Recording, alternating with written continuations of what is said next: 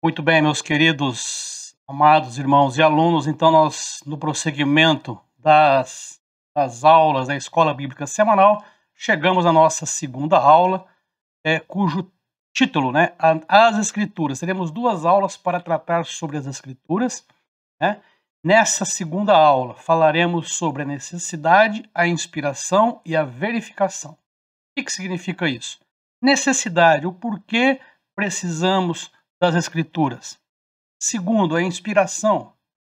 Quer dizer, por que nós acreditamos que as Escrituras foram faladas, inspiradas, né, movimentadas por Deus? E a verificação vem de veraz, de veracidade. Como que nós podemos mostrar, provar que as Escrituras são reais, são verdadeiras? Essa aula está sendo regravada porque no dia que nós ministramos, 7 de novembro, nós não gravamos. Estamos agora montando essa coleção de aulas para a playlist da Escola Bíblica Semanal. Então, eu faço questão de trazer a data original, tá bom? Mas se você está assistindo agora, faça proveito que você possa aprender de fato com essa segunda aula. E na aula 3, que também será sobre as Escrituras, nós vamos falar sobre a origem do cânon, o que significa Bíblia, vamos falar alguma coisa sobre manuscritos, bom? Então vamos lá.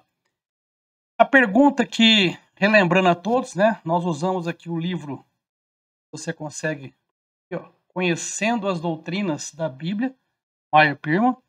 Você pode pedir no canal do Telegram a cópia dele no PDF. Posteriormente, você pode pedir também a aula em PDF para suas futuras consultas. Então, nós temos este questionamento. Vamos parar agora e pensar na história do mundo, nas religiões, em tudo que se passou. E se não houvesse Bíblia Sagrada, não tivéssemos as Escrituras, nós não teríamos a revelação de Deus. Olha que coisa interessante. Muitas vezes nós não conseguimos compreender países onde há ainda até hoje, né, a perseguição feroz ao Evangelho. Então aquelas pessoas elas não têm acesso às Escrituras. Tudo bem que hoje, com o mundo globalizado, existem ferramentas, meios que as pessoas acabam conhecendo, sabem que tem uma Bíblia, mas vamos fazer essa reflexão. Se nós não tivéssemos as Escrituras Sagradas, se nós não tivéssemos a Bíblia, não teríamos a revelação de Deus. Não saberíamos o que é Deus, não teríamos noção alguma sobre a revelação de Deus. Não teríamos nenhum tipo de conhecimento da economia de Deus e do seu propósito. Quando falamos de economia de Deus, falamos de todo o planejamento que Deus traçou para a raça humana, para a igreja, a redenção, a reconciliação, a salvação. Então, tudo isso tem um propósito, e tudo isso tem uma organização que nós chamamos de economia de Deus. Imaginem vocês se não tivéssemos a Bíblia, se não houvessem as Escrituras, como que isso se passaria? Finalmente, uma pergunta que muitas vezes nos ajuda nessa reflexão: o que seríamos de nós, né, sem a palavra de Deus? Se nós não tivéssemos as Escrituras, nós não tivéssemos a Bíblia, como que nós iríamos, de alguma maneira, ter contato com o que nós hoje sabemos que se trata, que é a revelação de Deus ao ser humano? Muito bem, então, ainda nessa introdução, eu destaco que nós estudaremos nessa aula a necessidade, ou seja, o porquê. Qual é a necessidade da humanidade ter as Escrituras? Qual é a dependência que eu tenho das Escrituras? Veremos a inspiração. Então, a necessidade fala de algo que eu preciso, algo que é indispensável para a minha vida. A inspiração fala da participação do Altíssimo, da participação divina nos escritos, diferente de qualquer outro livro. Existem livros muito bons, existem literaturas maravilhosas, livros de poesia, de história, mesmo de teologia, mas escritos por homens, inspirados por homens. A Bíblia, as Escrituras foram inspiradas por Deus. E vamos tratar alguns aspectos que se relacionam a essa conceituação. E a verificação, que é a prova. Como que nós podemos, qual é o processo probatório, quais são os indícios que são apresentados que nos provam a veracidade, por isso fala verificação, a veracidade da Bíblia Sagrada. Muito bem. Então, olha essas reflexões que o autor traz para nós, e traz alguns questionamentos, são frases que eu vou ler para vocês, fazendo a suposição se a Bíblia, se as Escrituras não existissem. Então, imaginem isso.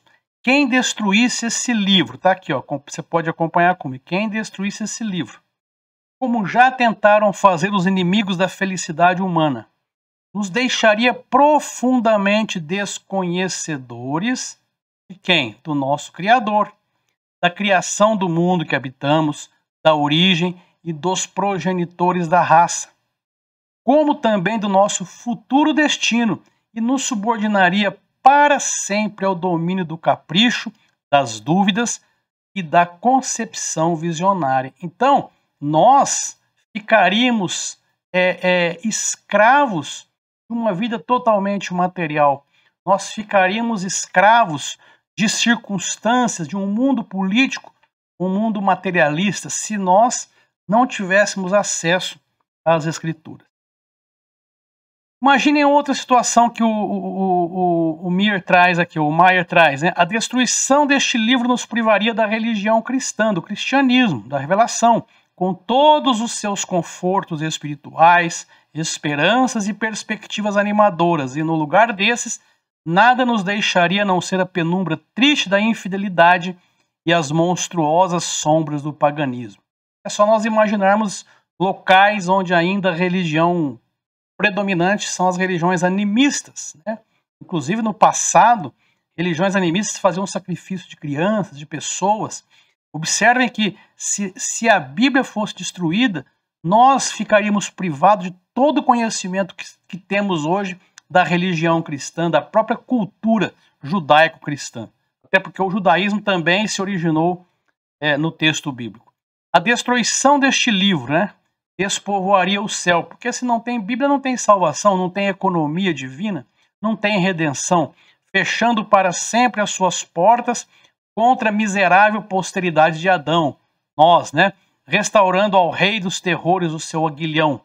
Enterraria no mesmo túmulo que recebe os nossos corpos todos os que antes de nós morreram e deixando a nós o mesmo triste destino.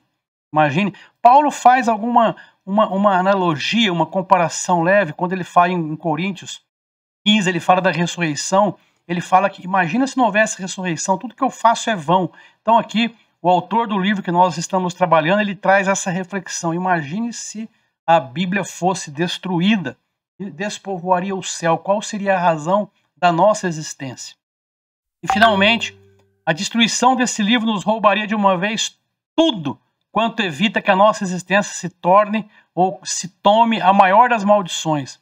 Cobriria o sol, secaria o oceano e removeria a atmosfera do mundo moral e degradaria o homem a ponto dele ter ciúmes da posição dos próprios animais.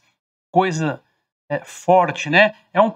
Existe um pouco de talvez até um teor meio que exagerado, uma figura de linguagem, mas o que ele aponta é que se nós não tivéssemos a Bíblia, ela serve como um termômetro moral, como um controle de moralidade para a sociedade humana. A gente vê que países que foram originalmente protestantes tiveram uma boa formação, tiveram uma boa solidificação comercial, industrial, enfim, nas diversas áreas de conhecimento humano. Então, findas essas reflexões, né, do que seria a nossa vida sem a Bíblia, vamos prosseguir em relação à necessidade. Por que eu tenho necessidade da existência das Sagradas Escrituras? Primeiramente, são elas que nos revelam o Senhor, né? É a palavra escrita, é o texto escrito que nos revela o Senhor, e nós vamos falar depois sobre isso, a importância desse texto ter sido escrito. Deus teve a preocupação de colocar no papel, de registrar, de usar homens para fazer o registro. A história prova que os homens chegam a conclusões muito diversas e muitas pessoas não chegam a conclusão nenhuma. Por quê? Sem algo definido para você seguir, sem algo para dar uma trilha, sem algo para nos dizer, olha, tem que ir por aqui, sem algo para nos recomendar práticas, para nos ensinar o que é pecado, o que não é pecado, que acontece? Cada um iria concluir uma coisa diferente da outra. Então, as escrituras, elas fazem elas colocam um ponto final nessa bagunça e nos apresentam o Senhor, e nos apresentam direções, nos apresenta direções, desculpe, nos apresenta soluções para essa vida que ficaria sem rumo. A experiência demonstra que esse problema não se resolve apenas estudando.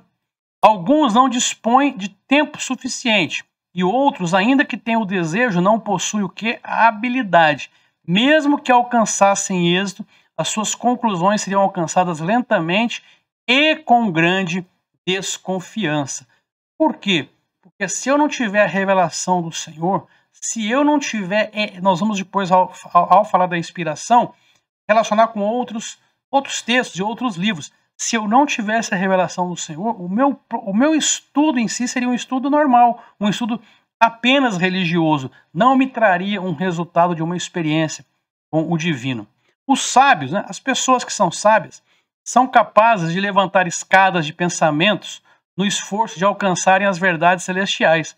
Mas a escada mais elevada ainda estaria muito aquém da necessidade.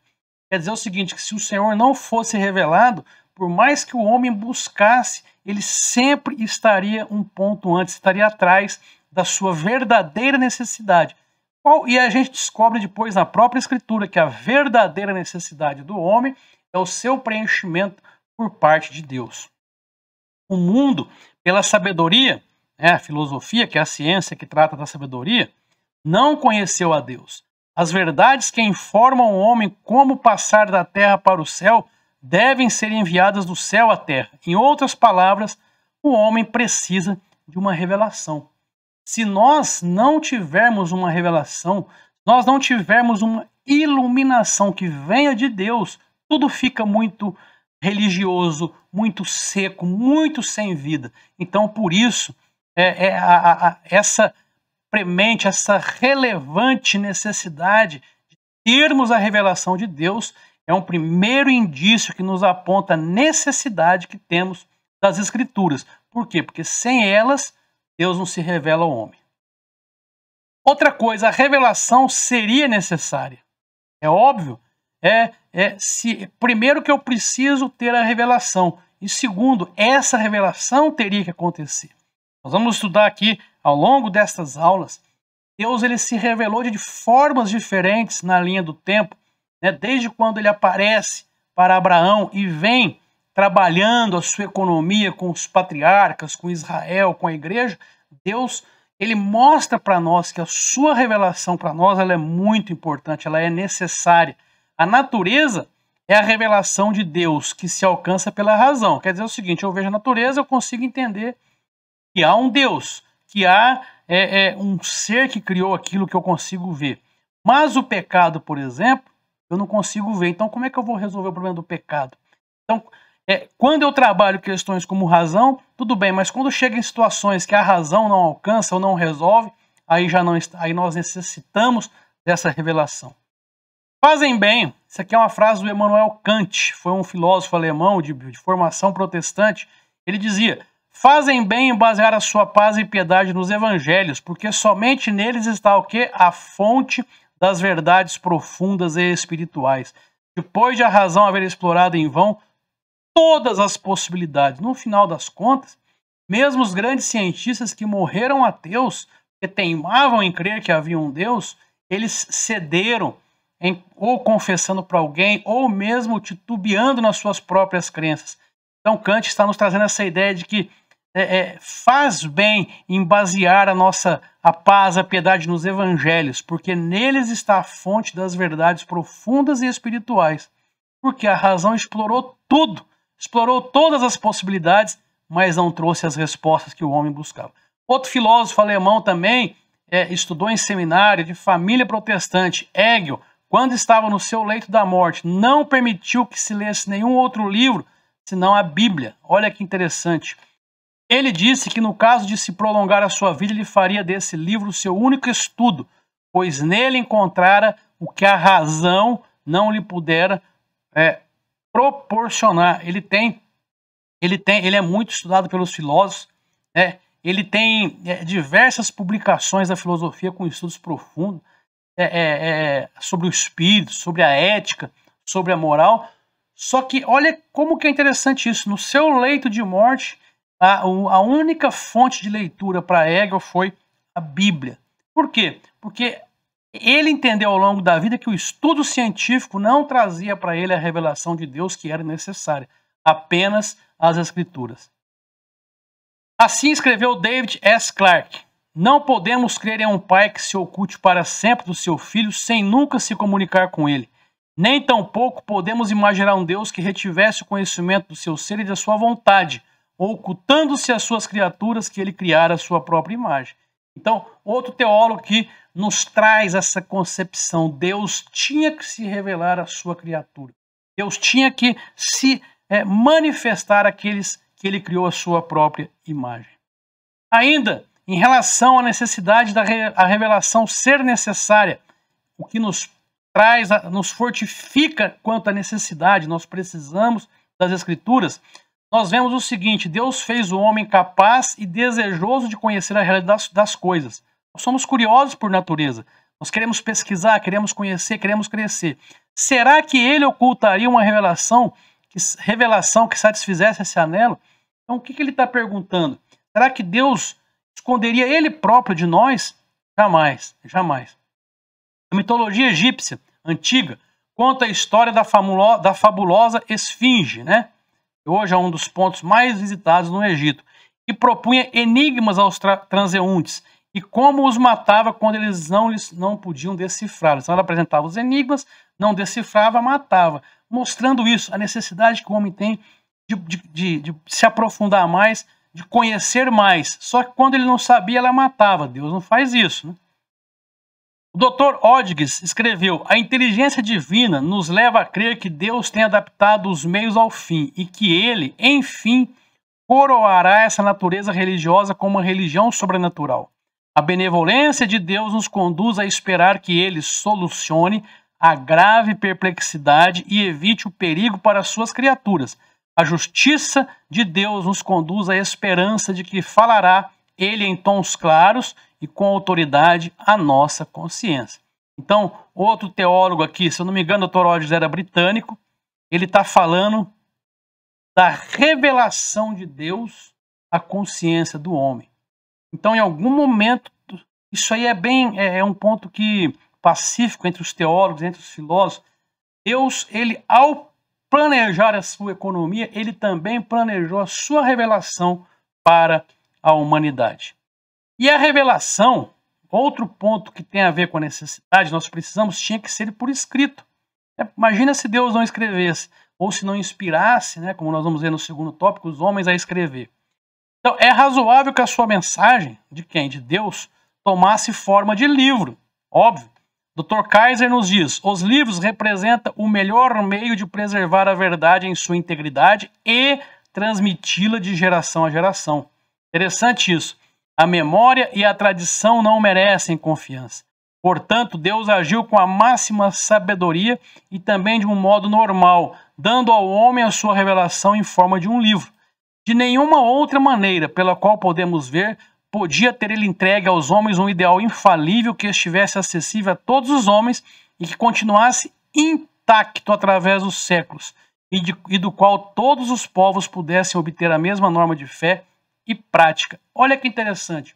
Se não houvesse a revelação registrada, trazida por meio de manuscritos, por meio de textos que um iam passando para o outro, dos homens do passado que foram compilando e formando o cânon sagrado, como que hoje eu teria uma certeza em relação a alguma referência? Alguém iria me falar: oh, essa é a revelação, mas qual a garantia que eu ia ter se não tivesse escrito por alguém lá atrás, 2, 3 mil anos atrás, e que fosse sendo mantido através do século?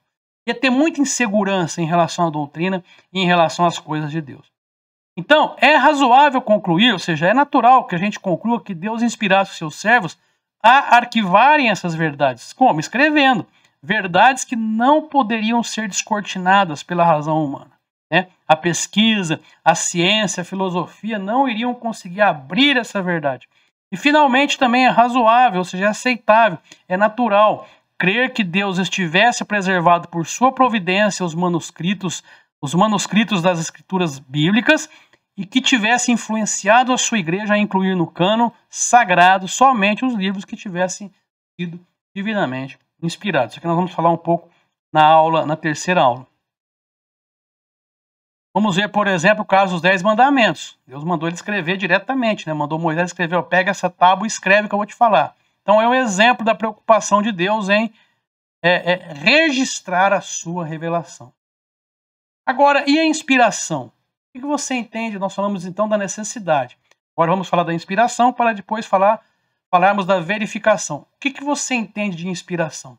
O que é estar inspirado, né? O que é receber a inspiração de Deus para registrar o que Deus mandou escrever?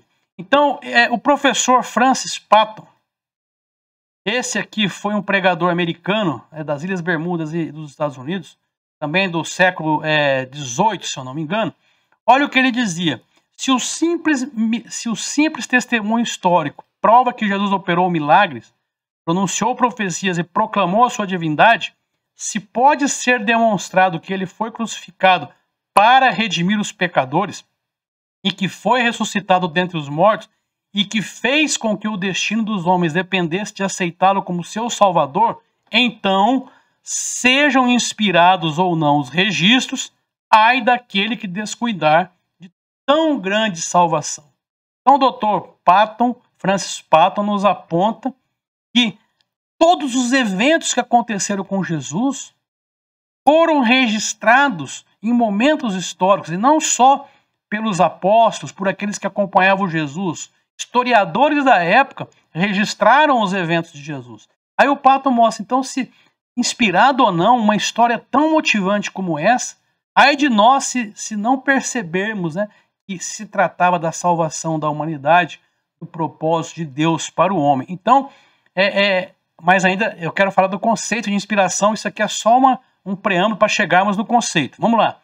Para John Webster, a inspiração é a influência sobrenatural do Espírito de Deus. Então, o Espírito de Deus não é psicografia, não. O Espírito de Deus, ele inspirando os patriarcas, os profetas, os apóstolos a redigirem aquilo que Deus queria que fosse registrado. Então, uma influência sobre a mente humana, pela qual os profetas, apóstolos, escritores foram habilitados para exporem a verdade divina sem nenhuma mistura de erro.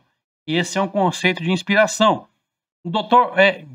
Gossen, que está em francês, esse aí foi suíço, ele dizia: é o poder inexplicável que o Espírito Divino exerce sobre os autores das Escrituras. Então, é parecido com o conceito do John Webster. Em guiá-los até mesmo no emprego correto das palavras e em preservá-los de todo erro, bem como de qualquer omissão. Então, quando eu considero que as Escrituras são inspiradas, eu descarto a possibilidade de erro. Essa conversa que hoje traz de necessidade de revisar a palavra de Deus, de atualizar o texto bíblico, isso é conversa mole. Por quê? Porque na hora que eu parto da premissa que ela foi inspirada, então foi preservada sem erro, não há omissão, não há falha no texto bíblico. Por quê? Porque eu acredito que o texto bíblico foi inspirado.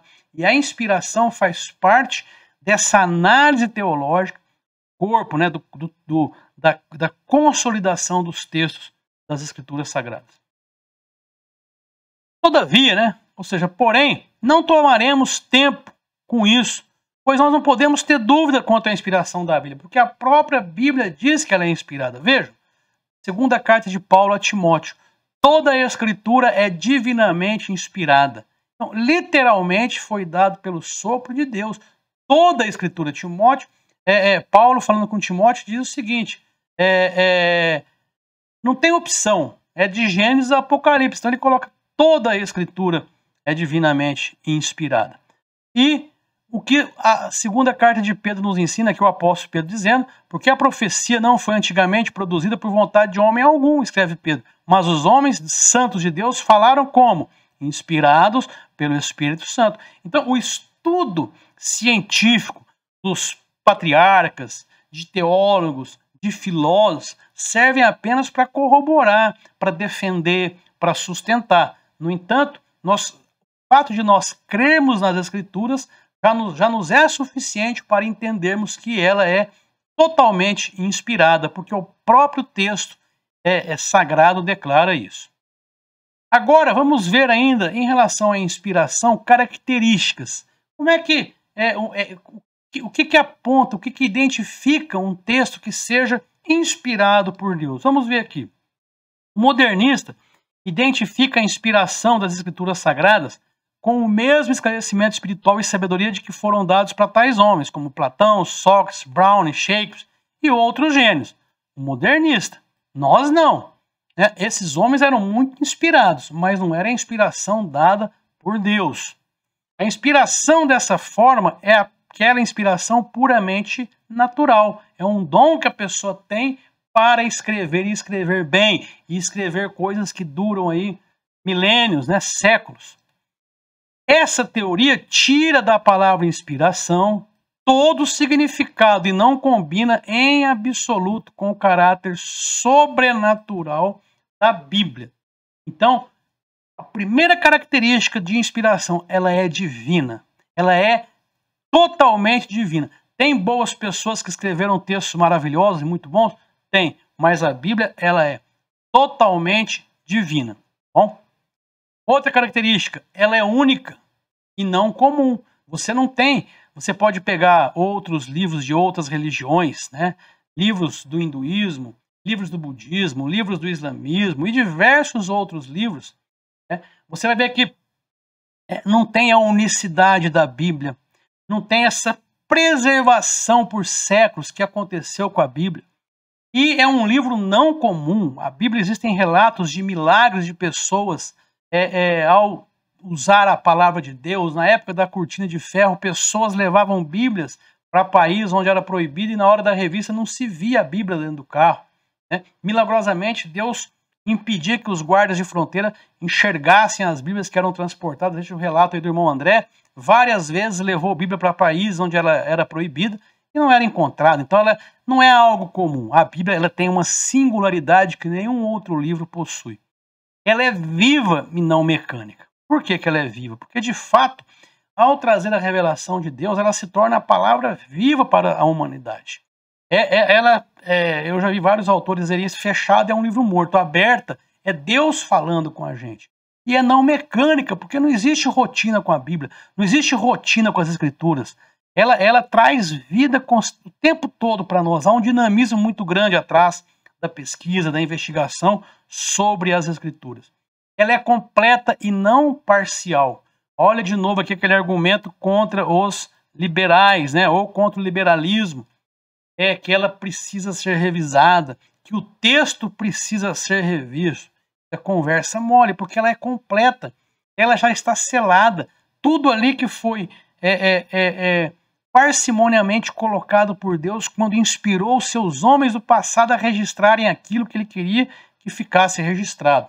Então, a inspiração da palavra não tem nenhum texto, mas o versículo tal que não tenha sido inspirado.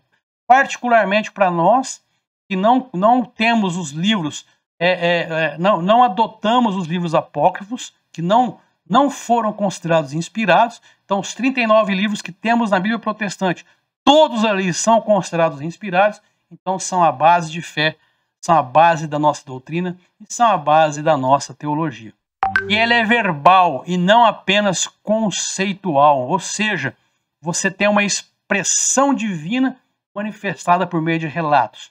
Seja a verbalização da palavra, seja a verbalização mesmo de textos, de escritos, de pesquisas. Se você tiver uma paciência de buscar, você vai encontrar dentro da Bíblia a astronomia, geografia, história e tudo isso aí, mesmo sendo partes da ciência humana, foram registrados com a inspiração divina. E a própria palavra de Deus, então agora eu estou verificando, eu estou querendo provar, ela mesma reivindica a sua inspiração. A própria Bíblia traz diversos textos dizendo, olha, eu fui inspirado, eu fui escrito por Deus. Vamos ver alguns textos aqui ou algumas afirmações que nos apontam isso. O Antigo Testamento declara-se escrito sobre uma inspiração especial de Deus. A expressão, e Deus disse, ora, se "e Deus disse", está escrito, então o próprio texto está me informando isso, né? Ou equivalente é usada no Antigo Testamento mais de 2.600 vezes. A história, a lei, os salmos e as profecias são declarados escritos por homens sob inspiração especial de Deus. Então aqui tem vários versículos que mostram essa inspiração declarada por cada um daqueles que escreveram aqueles textos. Cristo mesmo sancionou o Antigo Testamento, citou e viveu em harmonia com os seus ensinos. Ele aprovou a sua veracidade e a sua autoridade. Então, vários textos em que Jesus cita as profecias do Antigo Testamento, bem como fizeram os seus apóstolos. Então tá aqui, você pode pegar o PDF depois e, com detalhe, com cuidado, estudar cada um desses versículos aí.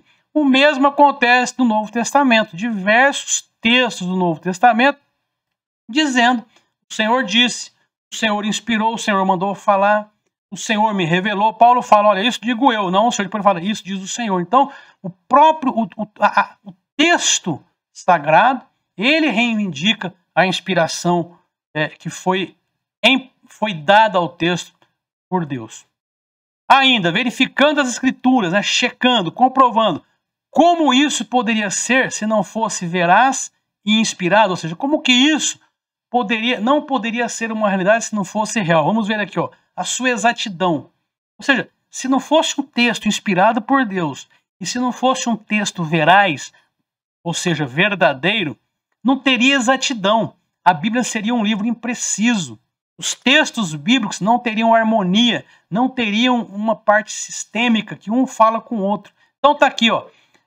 Nota-se a ausência total dos absurdos que não se encontram em outros livros sagrados. Não lemos, por exemplo, que a terra saiu de um ovo, tendo transcorrido certo número de anos para sua incubação, descansando ele sobre uma tartaruga, a terra rodeada por 7 mares de água salgada, suco de cana, etc, etc.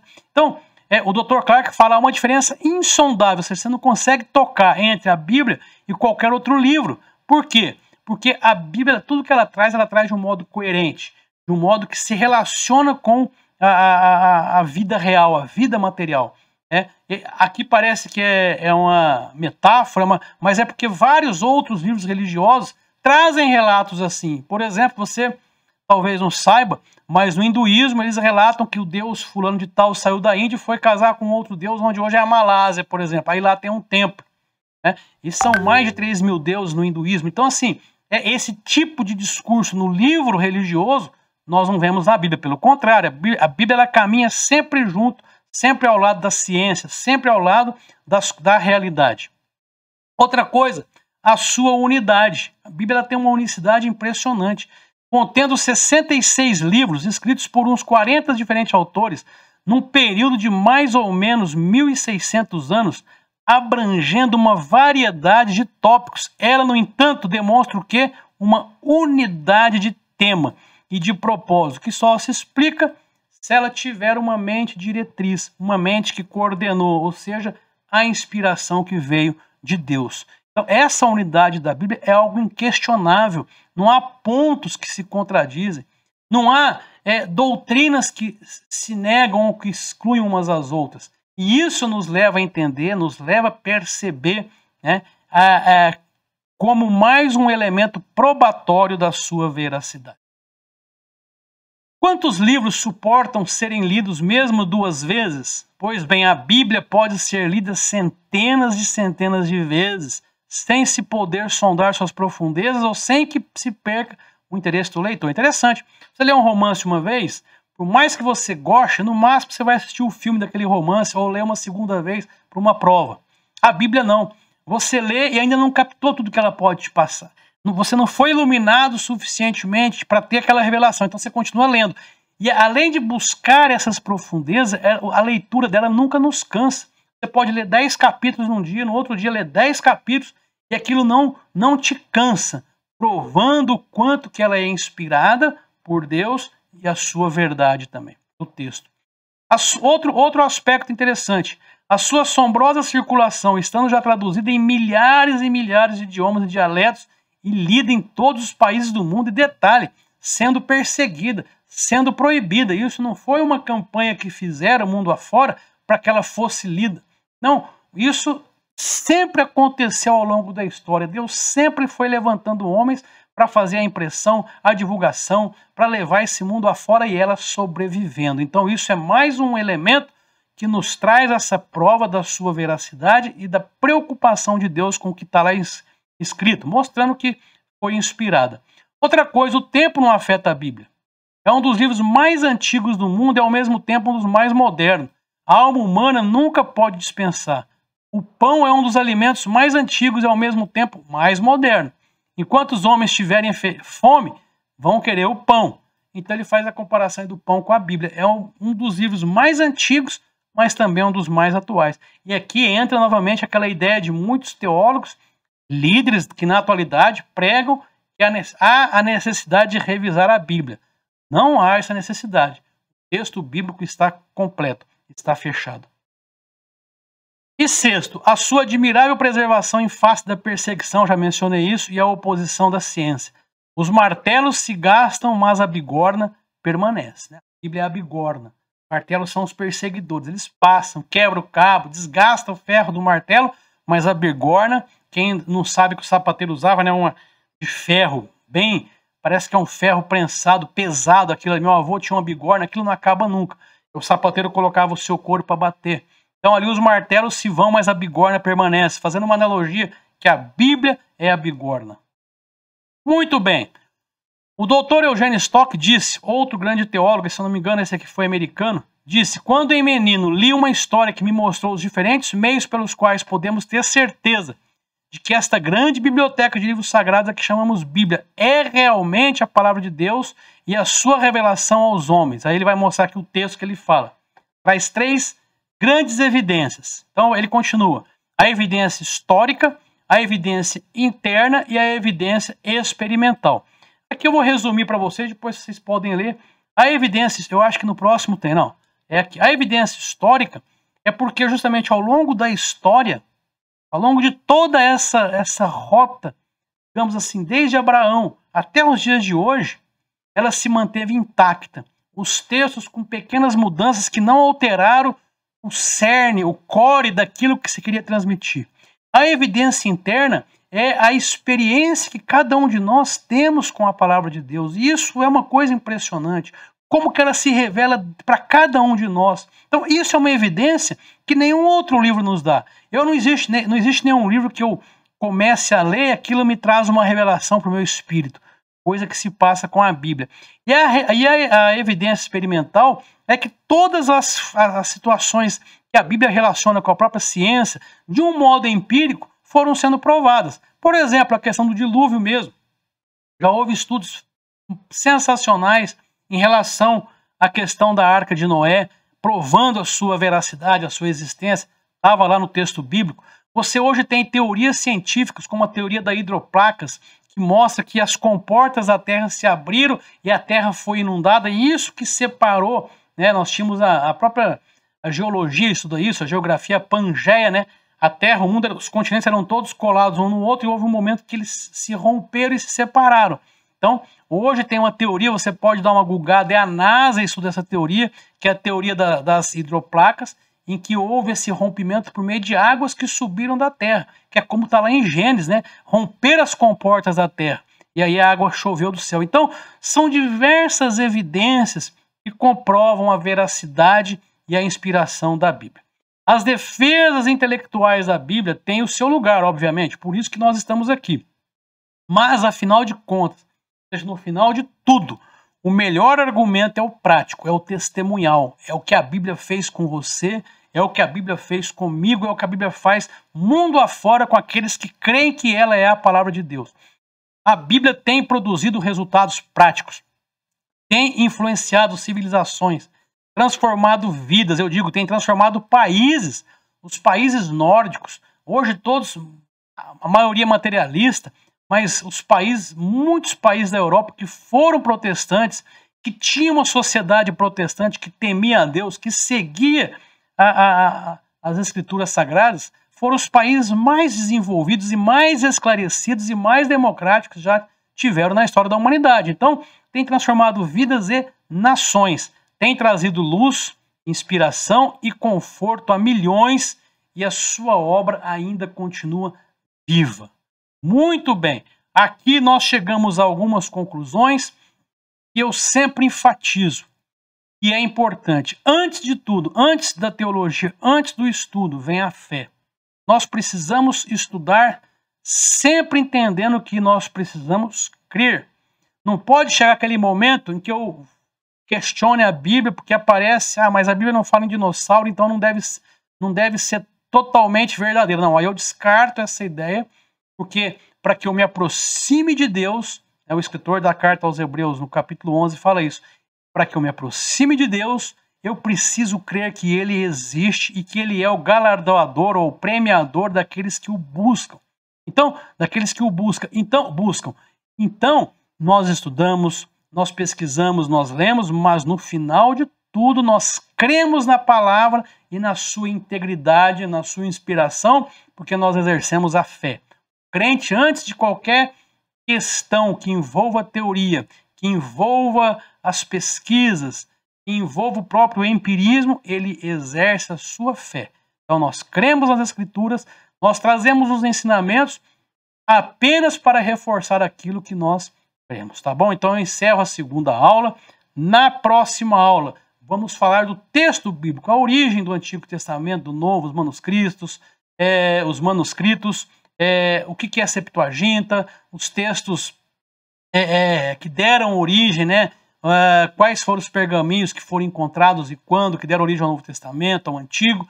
E aí você vai aprender um pouco mais ainda em relação à veracidade, em relação a essa preocupação que Deus teve sempre em manter viva a sua palavra, tá bom? Então aqui a gente encerra a segunda aula. Eu vejo vocês na próxima aula, que também ainda é uma aula que eu vou ministrar. Vai ter algumas aulas aí na frente, nós temos uma escala, eu faço junto com o professor Martinez, e a gente vai se revezando aí nas aulas da Escola Bíblica semanal, tá bom? Vejo vocês então na próxima aula. Fiquem todos na paz.